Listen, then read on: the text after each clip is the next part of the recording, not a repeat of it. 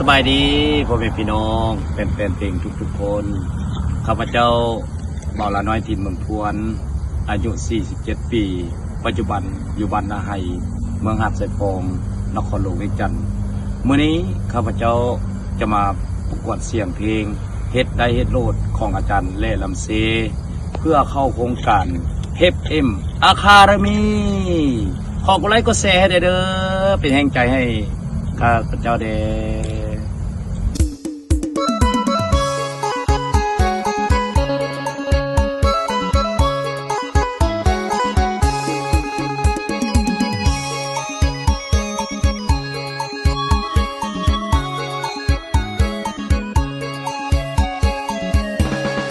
ต้น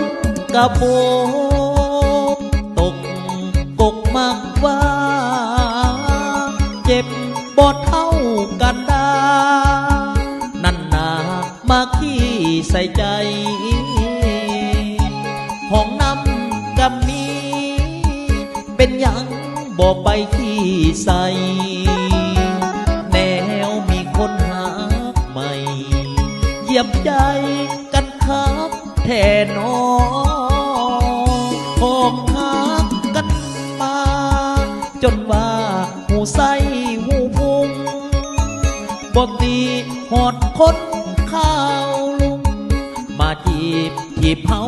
ลงคอคนที่หักเจ้าคนนี้ได้เพียงแต่มองจากที่หนึ่งกลายเป็นที่สองตายย้อนเงินทองของเขาการดาเฮ็ดโลดเด้อลาคันบอกยานบาปกินหัวกับคนขึ้นซื้อว่าผัวของเขาเจ้าญาติเอามากะเมสินหาหูโบน้องลาว่าเห็นทันตาเฮ็ดได้เฮ็ดไปโลดนะส่งทิมอายมาหากเขาคนนั้นขึ้นต้นกระบอกตกปกมักมัวลาก่อนเด้อคนหลอกลวงบ่ต้องห่วงอายดอกแจ่มจันทร์บาดแผลหัวใจคงหายในอีกบ่นานตกกกไหมหัวใจพิการบ่ทรมานเท่าน้องหักอก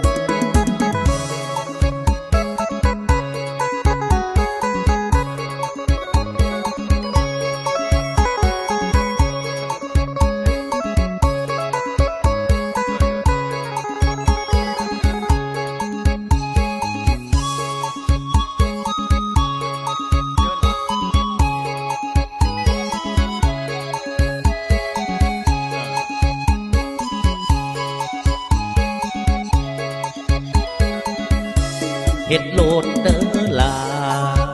คันบอกยานบาปกินหัวกับคนขึ้นซื้อว่าผัวของเขาเจ้าญาติเอามากะเมสินหาหูโบน้องลาว่าเห็นทันตาเฮ็ดได้เฮ็ดไปโลดนะสมทิมอายมาหากเขาคนนั้นขึ้นต้นกระโบกตกปกบางม่วง